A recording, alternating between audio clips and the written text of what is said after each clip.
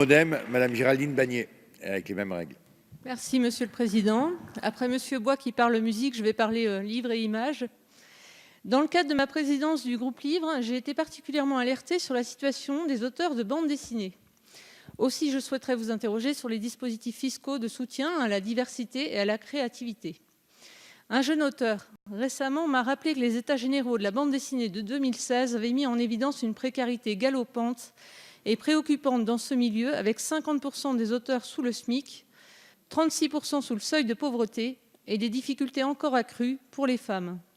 Je cite parmi les nombreux obstacles évoqués par ce jeune auteur: la difficulté d'obtenir le RSA et de prouver la viabilité du métier avec des revenus aléatoires et difficiles à estimer. L'impossibilité d'accès aux droits de presque tout à chacun que sont les vacances, la reconnaissance de l'accident du travail, l'accès à une pension de retraite. Un système d'avance sur droit qui ne permet pas une véritable rémunération au premier exemplaire vendu. Une prise de risque qui repose essentiellement sur l'auteur. Des participations sympathiques, mais très souvent bénévoles, dans les festivals et salons, activité incontournable, mais chronophage. Si l'auteur de bande dessinée m'a-t-il rappelé justement, on ne travaille pas d'abord pour être riche, mais par nécessité d'écrire et de coucher ses tripes, ses angoisses sur le papier, il s'interroge sur sa capacité à vivre avec des revenus de 300 à 350 € par mois pour 250 heures de travail. Aussi, ma question, Monsieur le Ministre, concerne les dispositifs mis en place pour maintenir la diversité et la créativité et soutenir ces créateurs. Je vous remercie. Merci Madame Bagné. Monsieur le Ministre. Oui, merci Monsieur le Président, Mesdames et Messieurs les députés, Madame la députée Bagné, vous avez raison, parfaitement raison. Les artistes auteurs et les auteurs notamment de bandes dessinées sont bien souvent dans une précarité importante.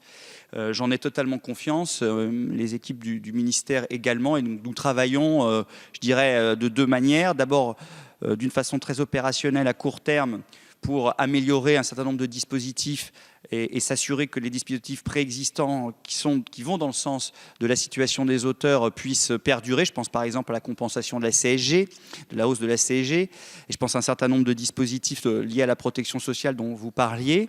Et en même temps, j'ai lancé une mission, la mission confiée à Bruno Racine, qui permet de réfléchir à l'avenir des artistes auteurs de notre pays, qui doivent être au cœur des priorité de ce ministère et au cœur de la société plus largement.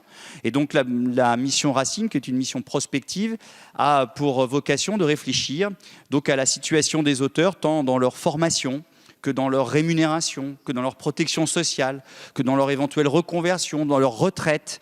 Bref, de voir tous les aspects de la vie de nos artistes auteurs pour que la France reste, en matière de bande dessinée, mais plus largement en matière de création, une terre d'artistes. Merci. Merci, Monsieur le Ministre.